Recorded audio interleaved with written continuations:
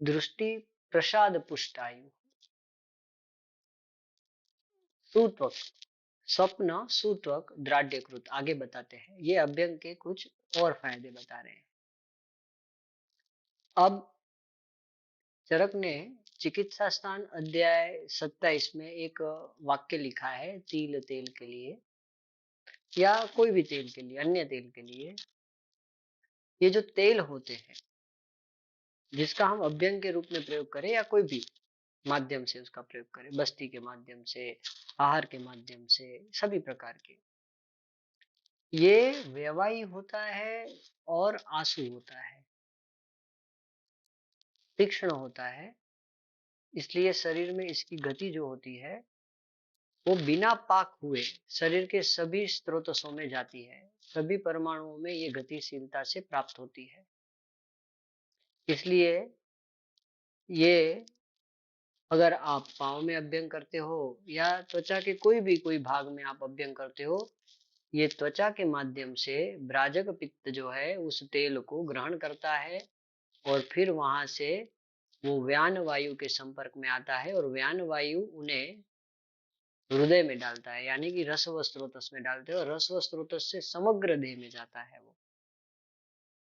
इस प्रकार से ये जो अभ्यंग का महत्व है वो इसलिए महत्वपूर्ण है कि ये शरीर के समग्र स्रोतसों को बल प्रदान करता है, यानी कि समग्र परमाणुओं की स्ट्रेंथ को वृद्ध करता जाता है दिन ब दिन, जैसे जैसे आप उसे प्रयोग में लेते जाते हैं।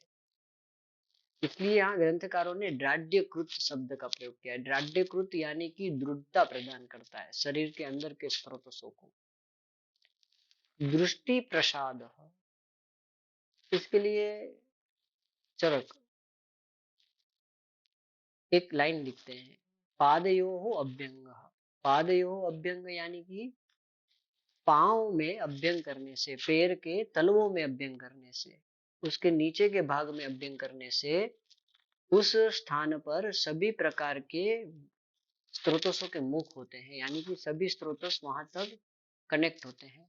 हाथों के तलवों में, यहाँ भी तुल हृदय होता है, वैसे ही पांव के भी तलवों में मुख्य वाहिनियां होती है। वहां अभ्यंग करने से वो तेल की जो गति है, आशु गति है, वैवाही गति है, वो इंद्रियों को यानी कि मस्तिष्क की सभी वाहिनियों में एक विशेष रूप का स्फुरण प्रदान करती है, बल प्रदान करती है। इसलिए चरक ने बताया है कि पादयोः अभ्यंग से व्यक्ति की जो दृष्टि है वो प्रसाद होता है, दृष्टि को बल मिलता है, यानी कि एक दृष्टि मात्र नहीं, सभी इंद्रियों को बल मिलना प्राप्त हो जाता है। क्यों? क्योंकि ये शरीर में स्निग्धादि गुणों की वृद्धि करता है और इंद्रियों को प्राकृत श्लेष्मा का निर्माण करके बल प्रदान करता है। इसलिए यहाँ पे ग्रंथकारों ने बताया दृष्टि प्रसाद।